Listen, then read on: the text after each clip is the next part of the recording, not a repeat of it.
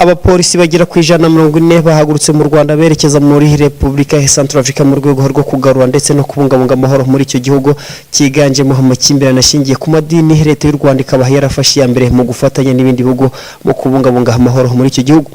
Assistant Commissioner of Police Celestin Twahirwa, umuvugizi w'igipolisi cy'u Rwanda, akaba yatangaje ko hari ibindi bikorwa bakora muri Centrafrica hari n'ibishingiye ku muco nyarwanda nk'umuganda ndetse n'ibindi. No kubungabunga amahoro nk'uko nabibabwiye, ariko bajyana umwihariko wabo nk'abanyarwanda. Muzi ko hano tugira ibikorwa byinshi bishingiye ku muco wacu, birimo nk'umuganda, birimo nko kwegeranya abantu mukabaganiriza, mukabagira inama, mukabasobanurira ibyo bakwiye gukora, ariko ikigamijwe ari ukugira ngo abantu bagire imibereho myiza, bagire ubuzima bwiza.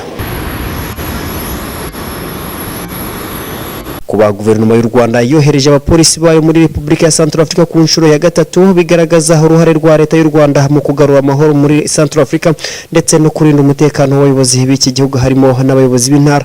Assistant Commissioner of Police Celestin Twahirwa akomeza avuga ko amahoro bifuzaga kugarura muri iki gihugu ageze ku rwego rushimishije. Wabona igipimo cyo kubangaragara kanone aha ngaha, kuko ntabwo tuba twaragiye twenyine, dufite uruhare dutanga, dufite uruhare rwacu, ariko haba hari n'ibindi bihugu byinshi. Ibikorwa rero birimo bikorwa biratanga umusaruro mu by'ukuri, kuko leta birimo iriyubaka ndetse n'abaturage uzi ko mu gihe cyashize batoye bagashyiraho ubuyobozi bushya. Ibyo rero ni icyerekana ko hari ibigenda bikorwa byiza, ariko ku rwego rwa polisi ntabwo twe twavuga ngo bigeze ku rwego runuru. Kugeza ubu mu butumwa bwo kugarura amahoro ku isi harabarirwa abapolisi b'u Rwanda 830 bari mu gihugu cya Sudani y'Epfo, Haiti ndetse na Repubulika ya Centrafrica.